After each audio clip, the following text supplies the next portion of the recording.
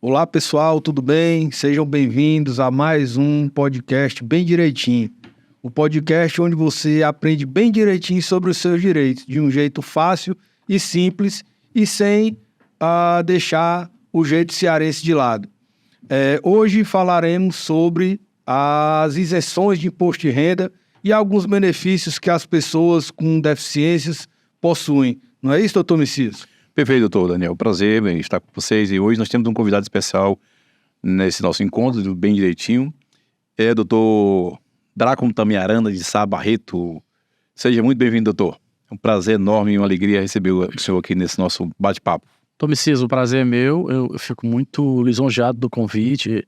Fiquei muito feliz e, além de conhecer muito bem o doutor Daniel, o doutor Messias também, que faço agradecer, né? Porque nós estamos vendo uma conjuntura em que é importante esse reconhecimento dos direitos das pessoas, porque temos aí uma internet infestada de situações que poderiam facilitar bastante a vida das pessoas se elas tivessem conhecimento realmente do direito que elas têm, né?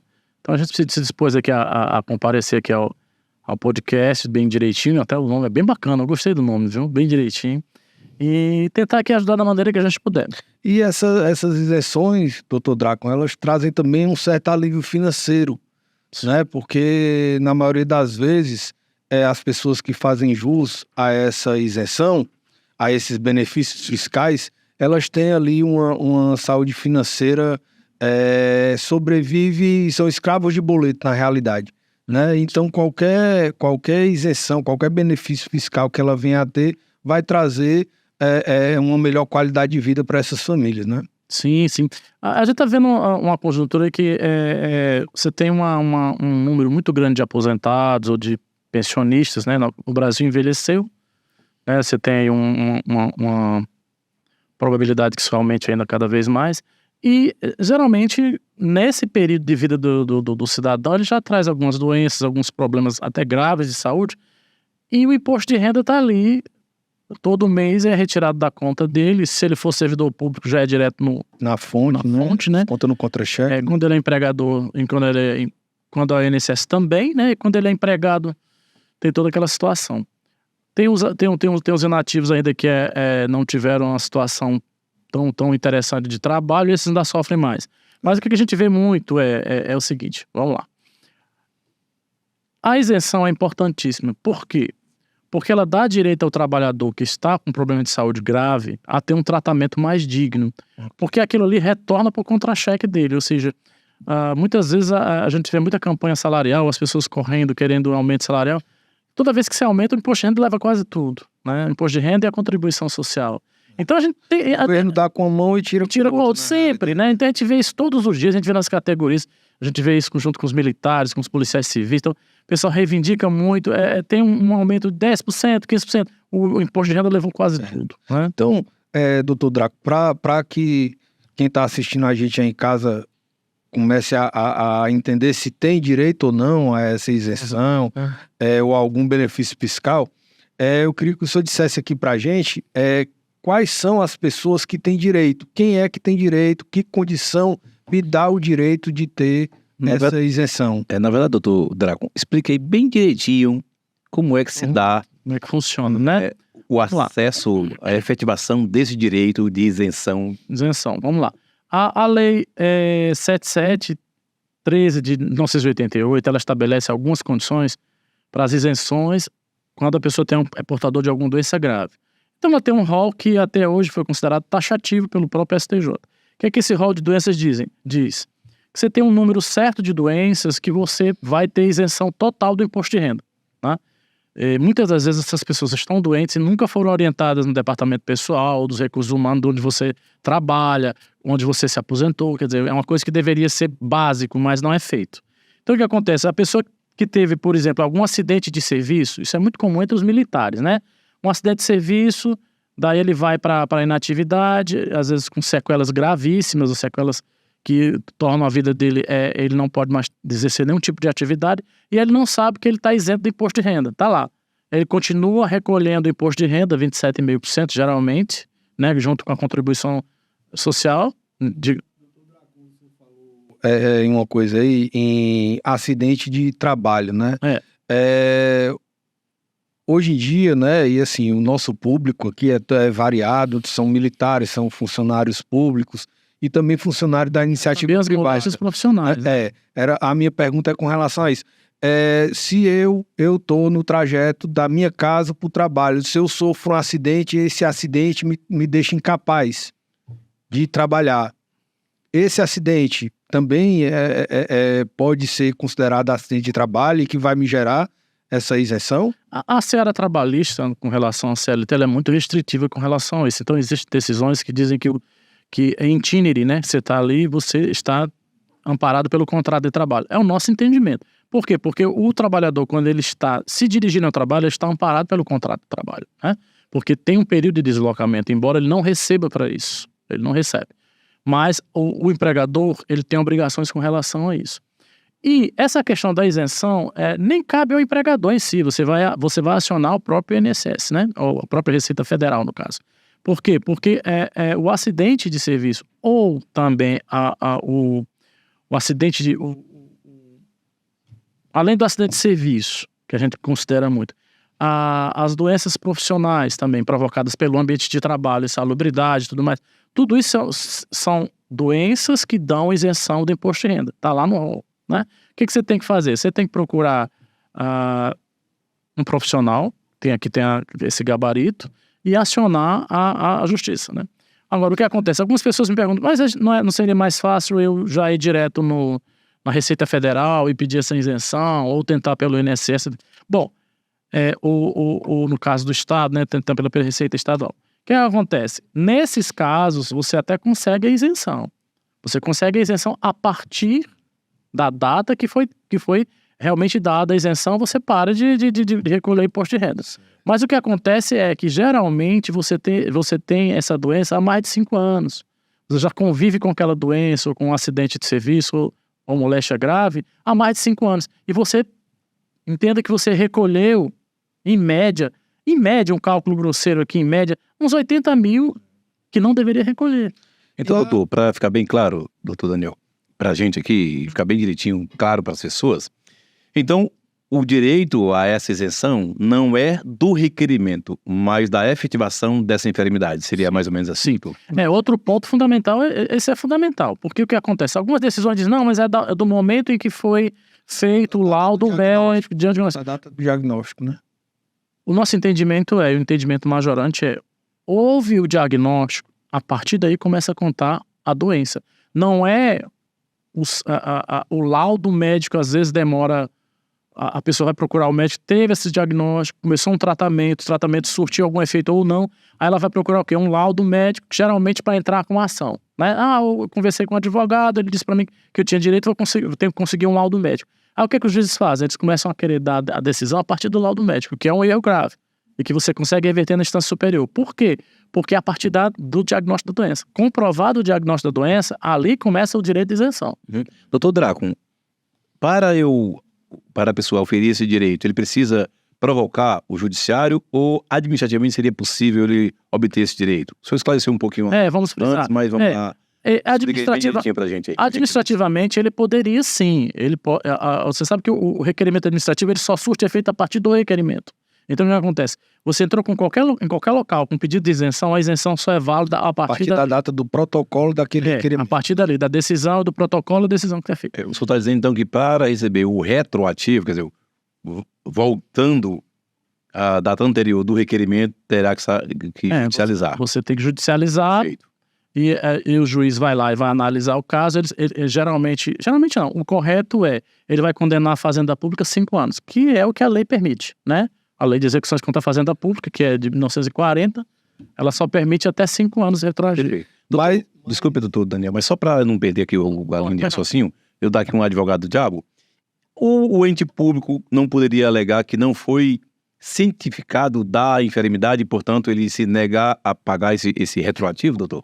Eles podem até agir dessa maneira, mas veja, toda vez que você passa alguém para inativação e que é constatado qualquer tipo de doença, na publicação, obrigatoriamente você tem que dizer. Aí foi inativado por invalidez, provocada por acidente de serviço, que é muito comum, ou então por doença profissional, que ele é aposentado antes do tempo. Agora, quando após a aposentadoria ocorre de você ter uma doença grave, um câncer, alguma coisa assim, é que o laudo é importante, o laudo define ali a doença e a Receita Federal, ela pode até usar, Receita Federal ou Receita Estadual, pode até usar esse artifício, mas o que acontece?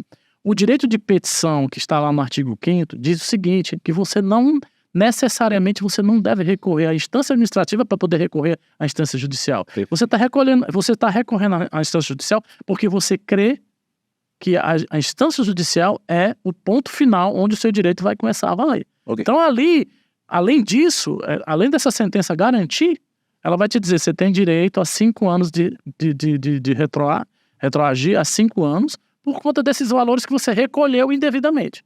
Ou você foi forçado a recolher, porque já isso é retido em fonte, né? Isso. Então, doutor Dracon, como o senhor falou anteriormente, né, voltando aqui à questão das pessoas que têm direito à isenção, Sim. né? O senhor disse que, por enquanto, a Lei 7713, né, de 2018, ela tem um rol taxativo, no caso, né? Então, para você que está em casa, né, você atualmente só pode requerer, só terá direito a essa isenção se você for portador de uma das doenças, né, contidas no artigo 6º, no inciso 14 da Lei 773 de 18, né, que são o acidente em serviço, que é aquele que a gente falou aqui anteriormente, né, o acidente em serviço e os percebidos pelos portadores de moléstia funcional, que é aquela doença desenvolvida em razão do trabalho, né, portador de tuberculose ativa, alienação mental, que seria Alzheimer, demência, esquizofrenia e algumas outras, né, esclerose múltipla, neoplasia maligna, que seria o câncer, né?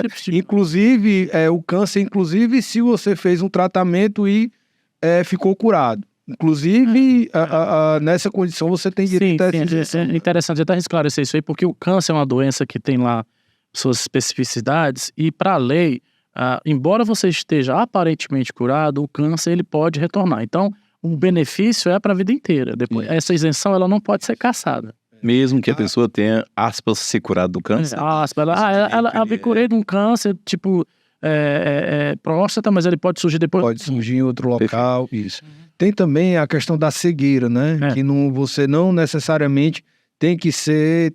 interessante da cegueira. Ter prejudicado as duas visões. Perdeu uma, é interessante já tem direito, né? É interessante porque houve uma alteração há 2 anos atrás, nessa questão da cegueira.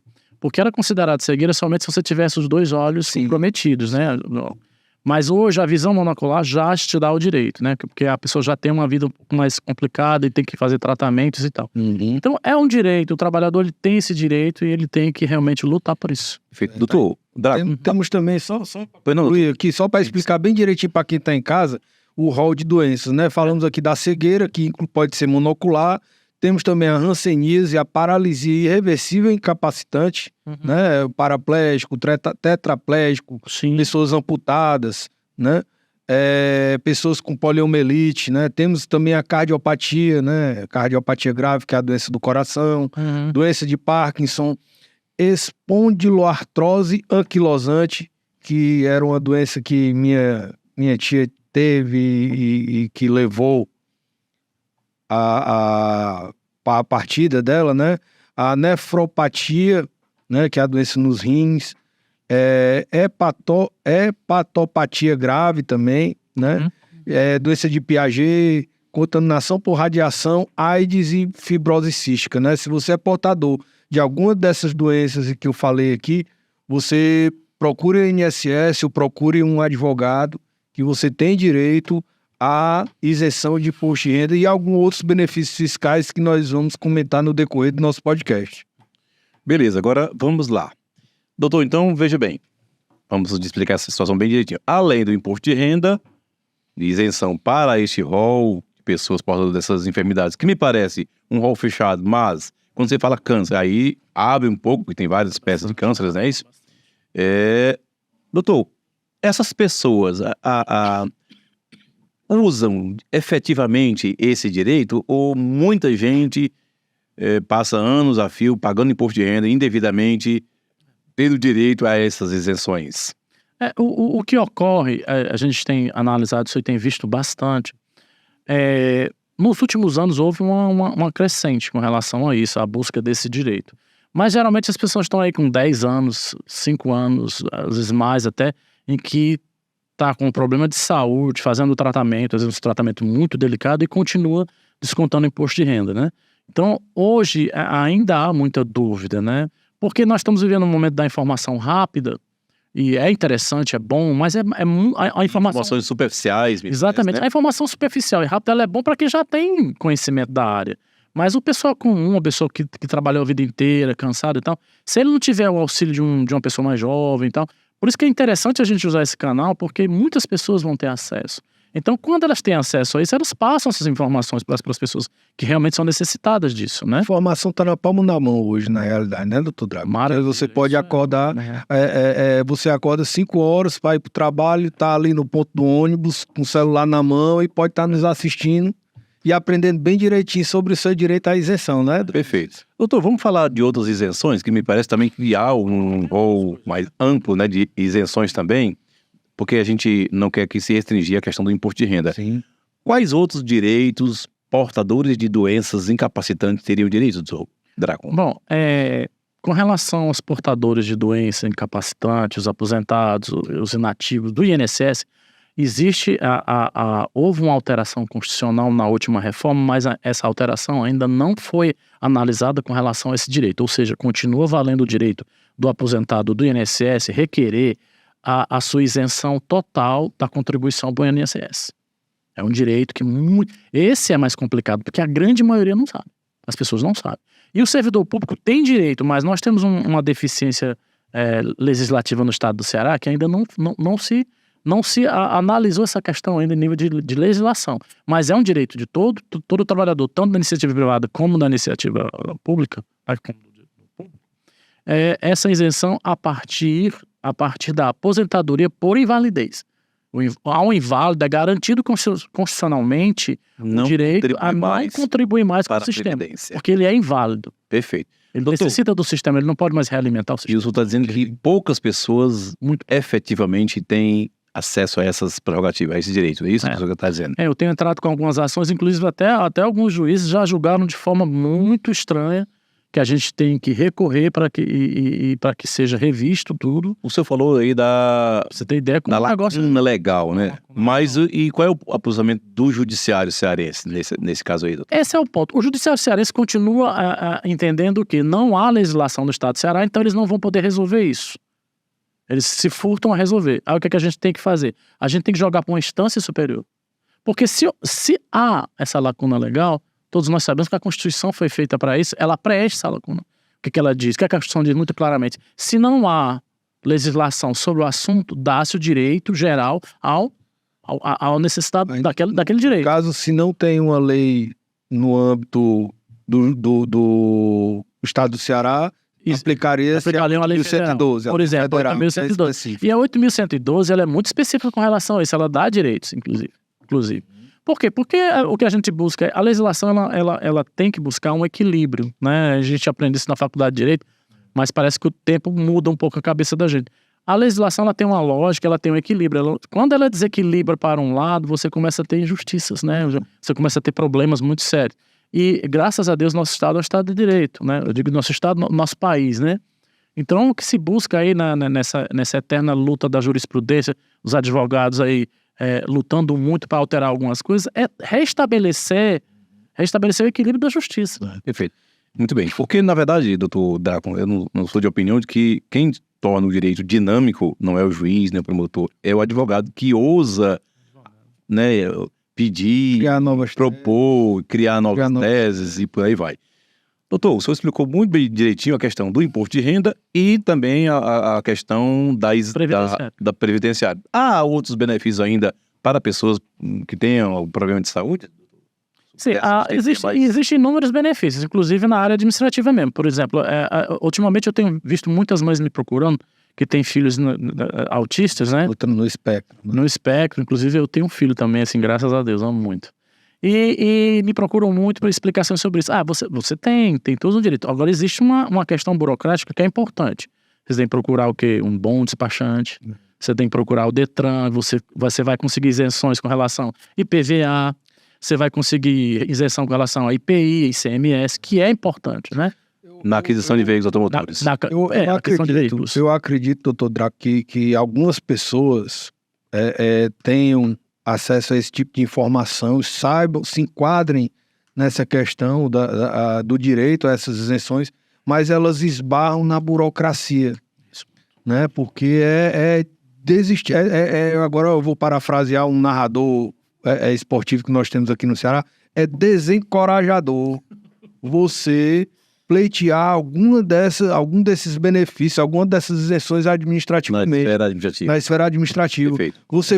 Você perde um dia no INSS para conseguir um atendimento, vai agendar uma perícia para 6, 8 meses adiante, né? Você vai agendar um pedido no Detran com relação à isenção de IPVA ou de IPI, não sei, algum requisito desse que você tenha que preencher para comprar o carro com isenção de imposto, você não consegue agendar para esse ano. Se você for hoje no Detran, você não agenda para esse ano, você vai agendar para o ano que vem.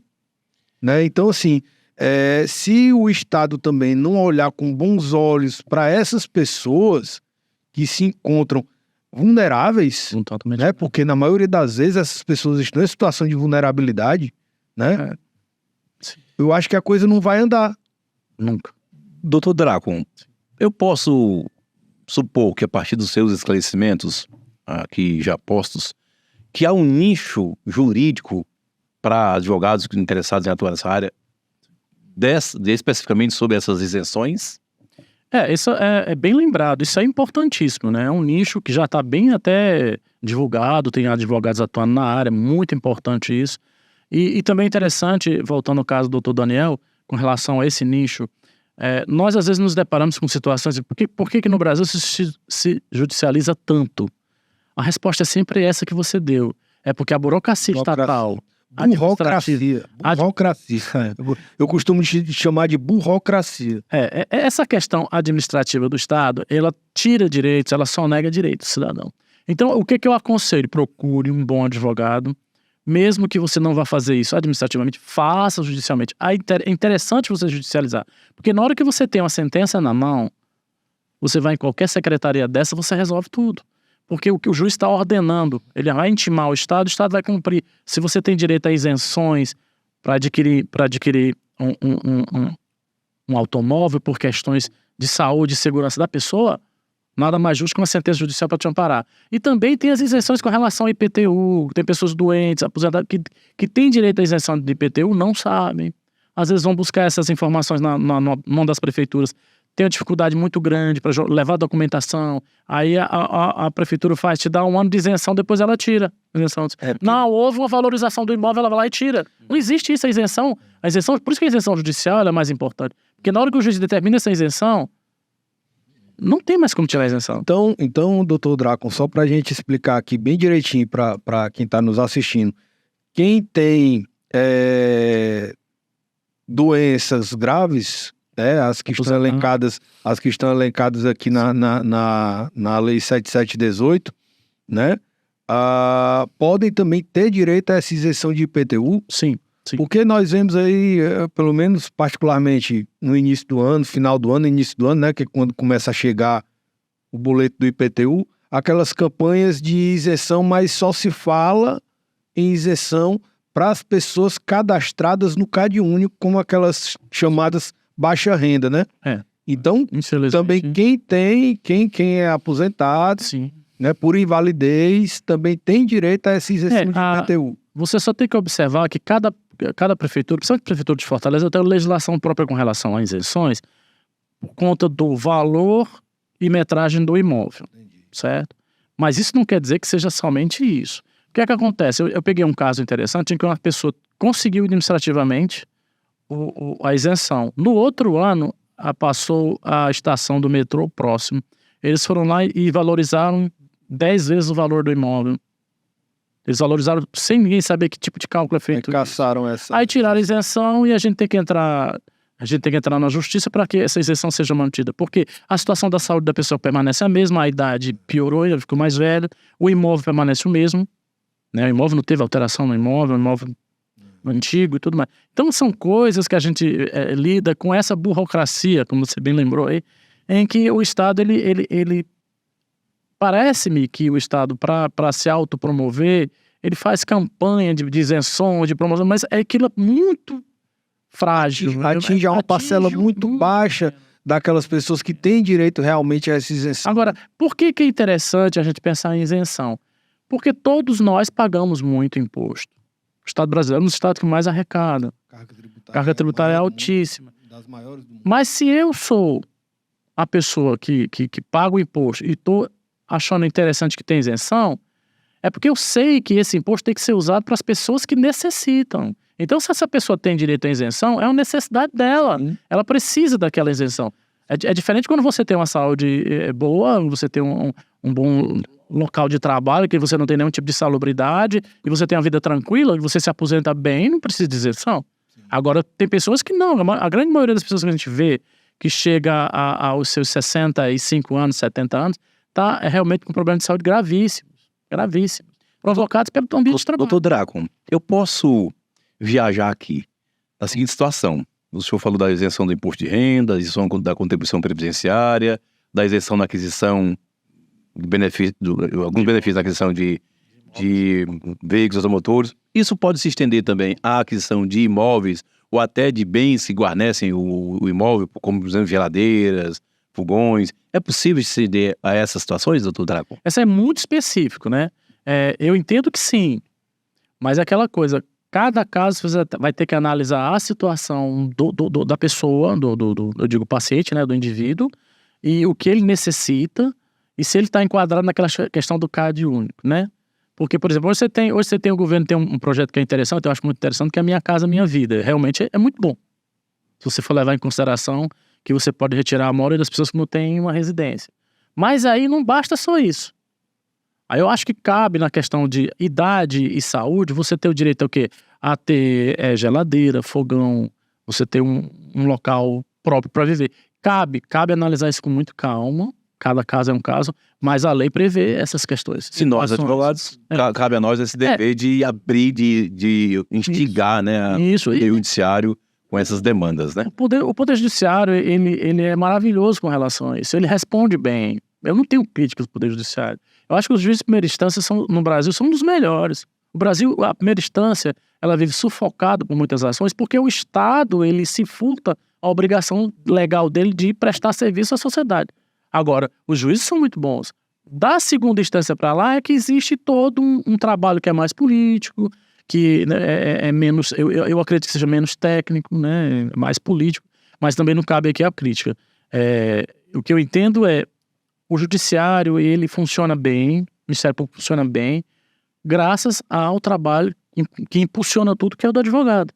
Então, quando o advogado ele sabe o que fazer e ele tem a necessidade de impulsionar aquela situação, porque senão o direito nunca se tornaria moderno, porque se você soubesse o que tem, se você só pode fazer o que está na lei, ótimo, tudo bem. Mas e essa situação não? Essa situação não está na lei, então.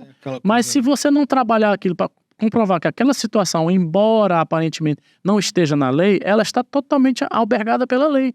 Então aí é que começa o trabalho do advogado, Perfeito. né? Doutor Draco, eu lhe pergunto, para que fique bem claro, bem direitinho esclarecido para as pessoas que estão aqui nos acompanhando e têm interesse, e eu acredito que isso aqui é um tema palpitante e abrange um número enorme de pessoas.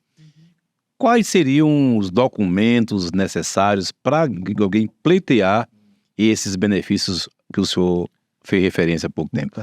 Expliquei bem direitinho, doutor Draco. Eu tenho uma enfermidade que consta aqui da lei, Certo. né? O que eu preciso reunir de documentos, aonde eu devo me dirigir, né? Para que eu consiga dar o pontapé inicial para conseguir essa isenção. Explico bem direitinho para quem está assistindo a gente. Vamos lá. O servidor público, vamos começar pelo servidor público. O servidor público, ele tem, toda vez que ele vai para a inatividade, tem que publicar no Diário Oficial a inatividade dele, em que situação foi realizado isso.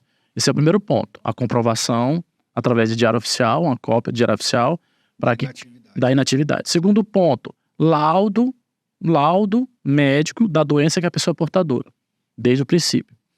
E terceiro ponto, documentação pessoal, que é onde você vai comprovar, né, tudo.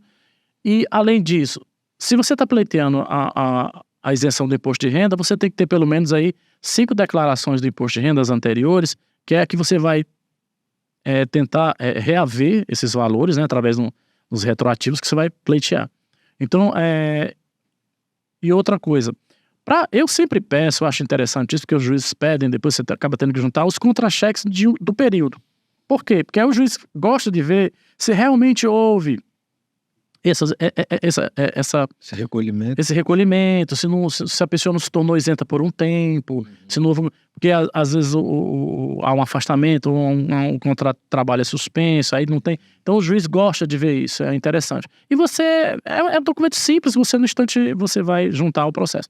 Agora, o empregado da iniciativa privada, ele tem que ter lá a aposentadoria dele, né, quando foi publicada.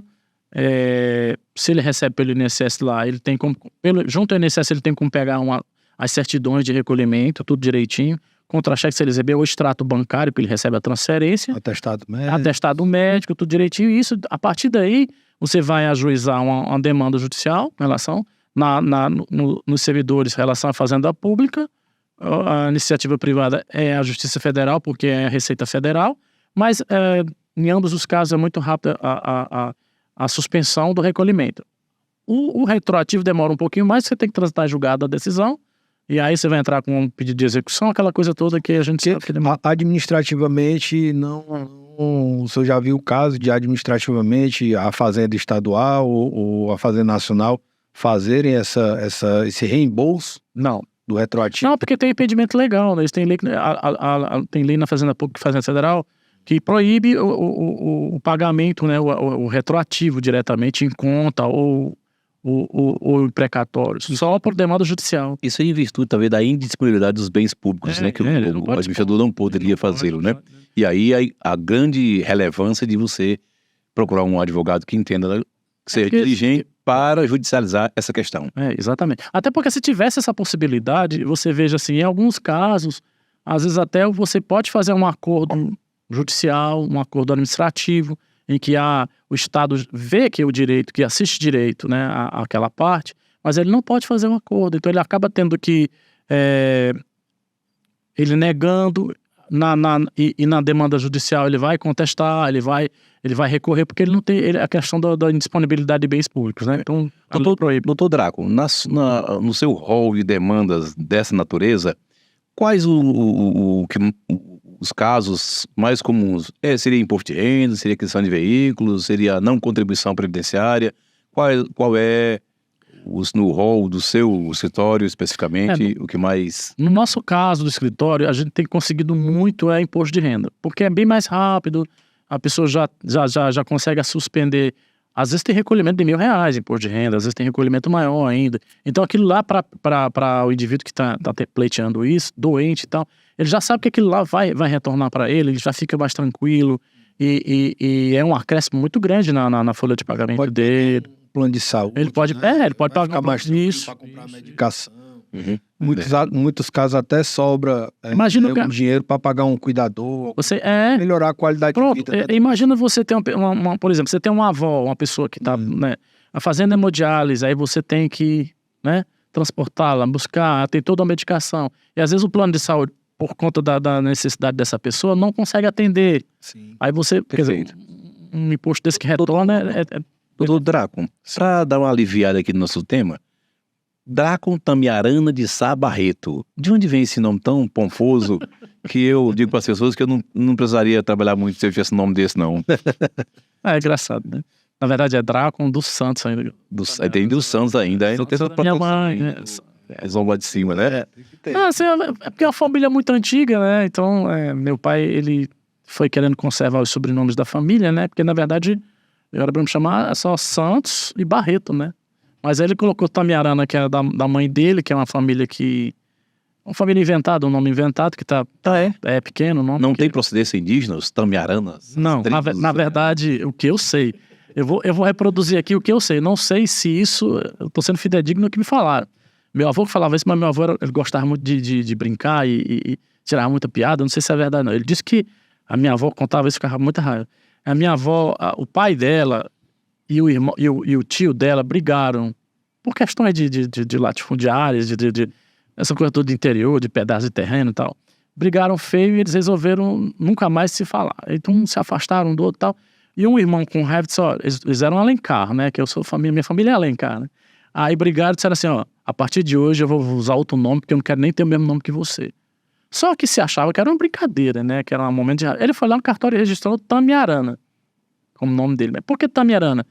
Eu perguntava pro meu pai, não, Tamiarana é uma erva que tem no interior que ela tem espinhos até na folha. Então ele queria ser ruim. Nem o gado come. Não sei se você conhece essa história, né? Não conhece? Interessantíssimo isso aí. Aí eu acho muito legal, meu pai contava isso, morria de rir, mas acabou que ficou só com a família da minha avó mesmo, Tamiarana. Perfeito. Doutor, e a advocacia? O senhor é uma referência nessa área específica que nós estamos trazendo, cujo tema nós estamos trazendo aqui, e acho que isso vai ao encontro do desejo, da aspiração de muitas pessoas. Sim. E o senhor se encontrou na advocacia, a advocacia é a sua praia?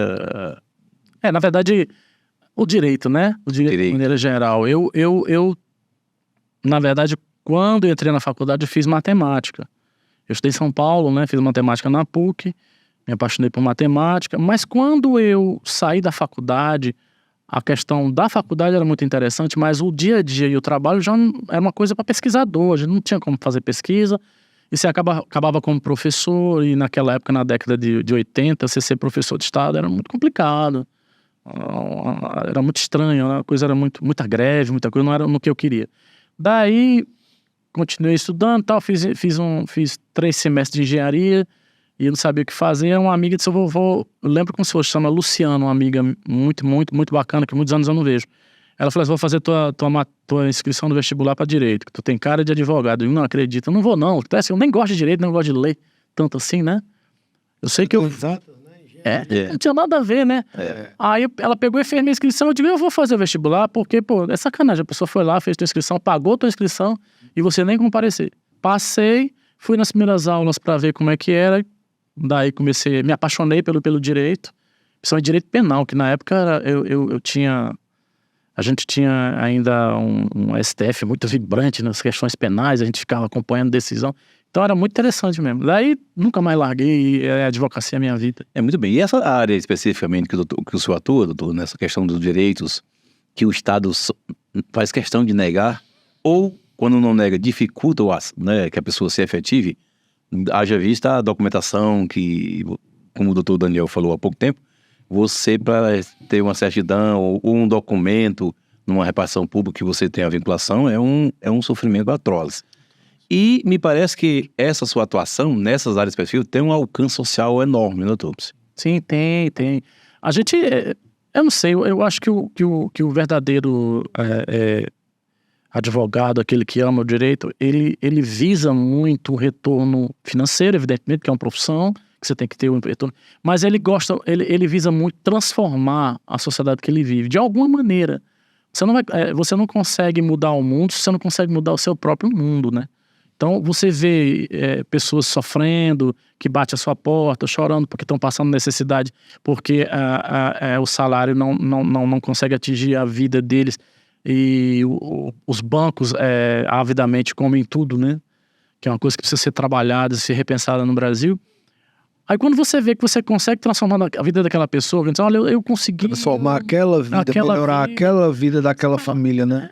Você fala, pô, eu nunca quis atingir tanta gente assim, porque nós somos humanos, é uma pretensão muito grande. Mas se você consegue ajudar uma pessoa de cada vez, eu acho que o caminho se torna muito mais bacana. Eu acho que a gente tem que parar de querer ser o próprio Cristo, né? De mudar toda a humanidade, de eu conseguir falar coisas que eu mude o mundo. E por que não mudar na sua casa, no seu bairro, nas pessoas do seu trabalho? Eu tenho essa visão. Então, se eu posso ajudar alguém e essa pessoa me procurou e procura ajuda, vamos junto. Vamos arriscar essa luta juntos. Ao final de uma demanda dessa, doutor, quando você vê a alegria daquele cidadão que vivia, vai continuar apertado, mas vivia mais apertado ainda, Aflito, né? aflito, com o dinheiro que chega na segunda, terceira semana já foi embora.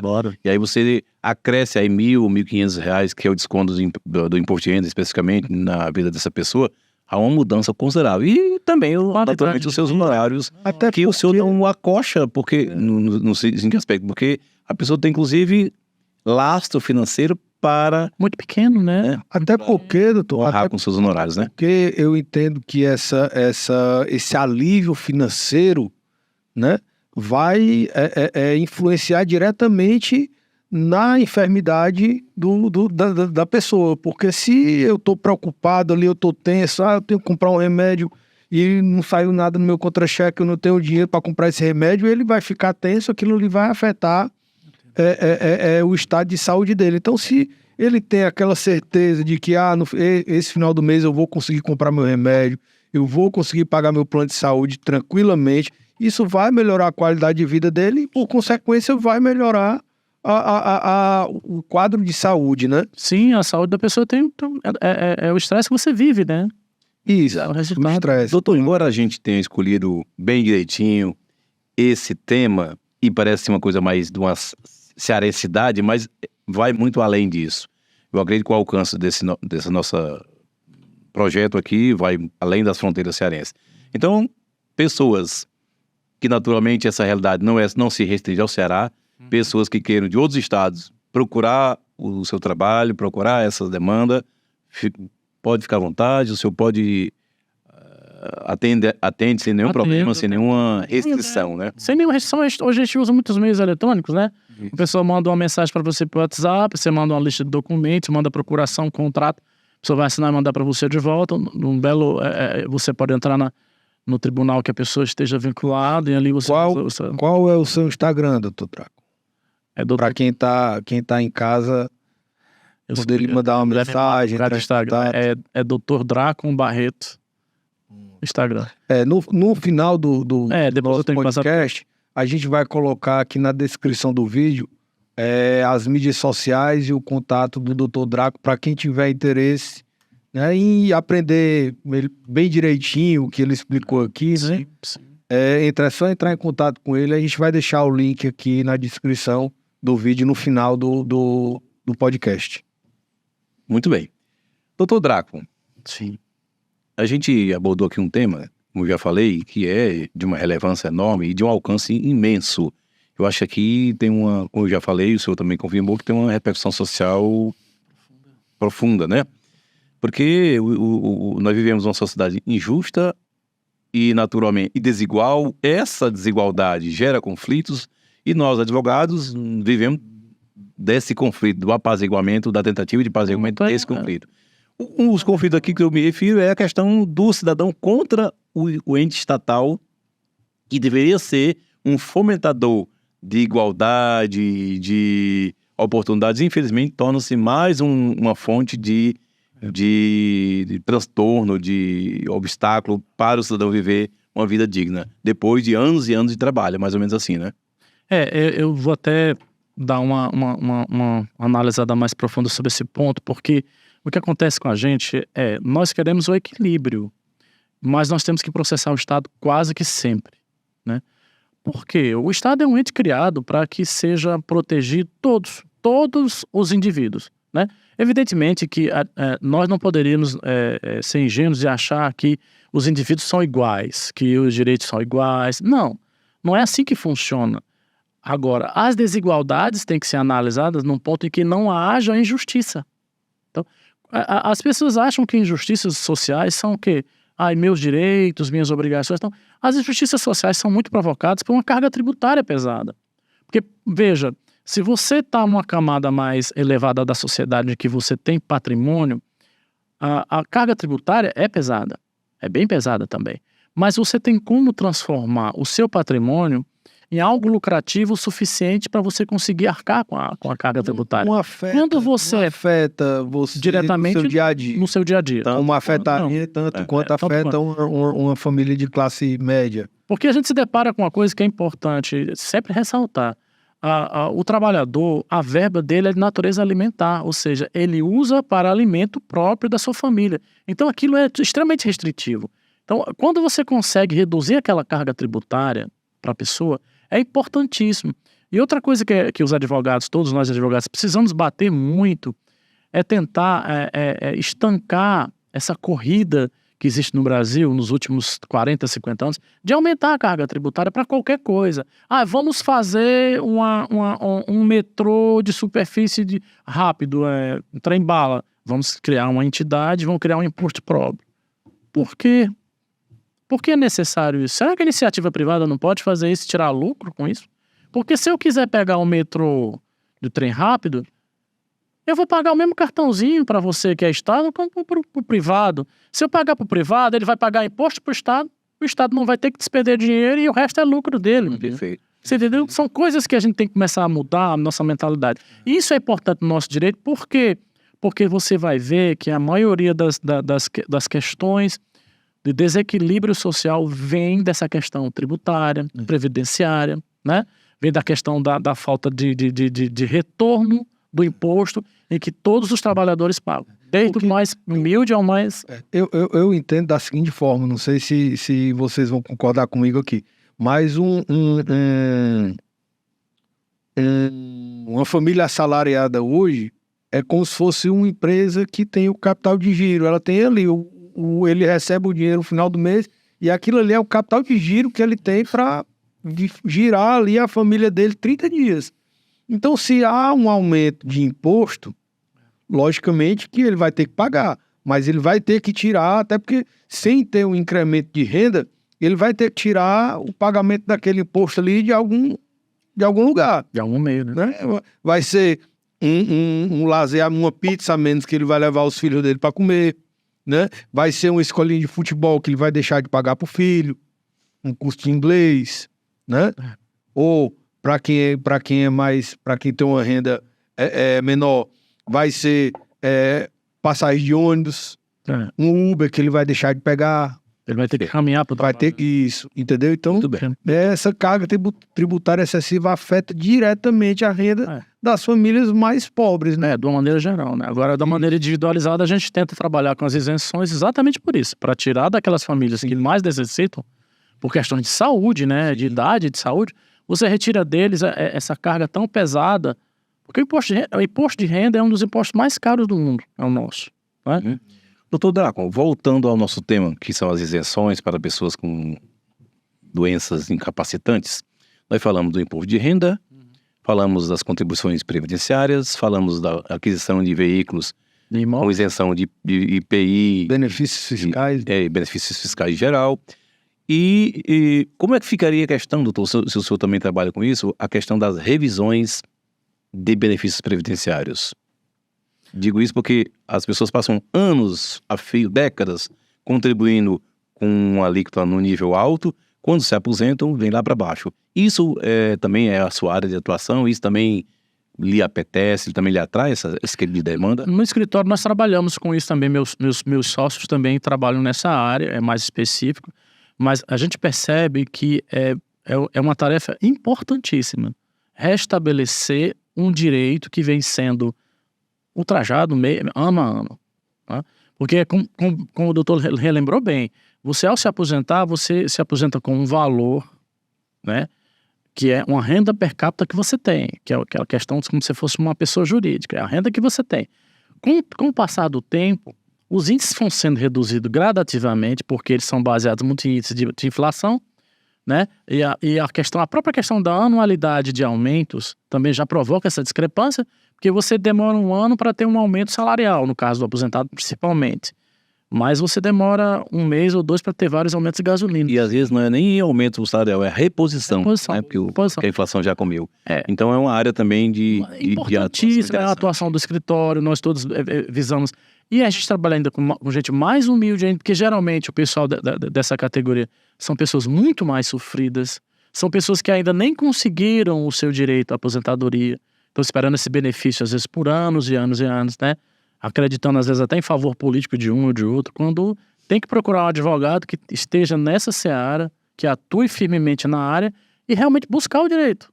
Porque é um direito que está na Constituição, é um direito sagrado do trabalhador, a aposentadoria. Em qualquer lugar do mundo. Não é um direito brasileiro. Né? Em qualquer lugar do mundo, o Estado tem a obrigação de ter uma fazenda previdenciária própria, que é o nosso caso, o INSS, para que a pessoa passe pelo princípio contributivo, né? Que todos contribuam para que no final todos aposentem tendo uma vida digna, né? Agora, com essas reduções, a gente vê a questão dos tetos que estão sendo alterados, a gente vê toda vez que há algum problema econômico no país, a gente já ouve um político dizer, olha, isso é questão da Previdência, nós vamos ter que fazer uma reforma da Previdência. A gente tem que fazer uma reforma da Previdência. Espera aí. Esse povo todo não contribuiu. Aí eles dizem, não, é só uma parte que contribui. Não é verdade. Qualquer atividade que você faça nesse país, você paga INSS. Qualquer atividade, direto ou indiretamente. É uma pontinha com o INSS aí. Sempre vai. Você vai construir uma casa, você tem que pagar para o INSS. Se não, vai lá o alvará, se não tiver alvará, né?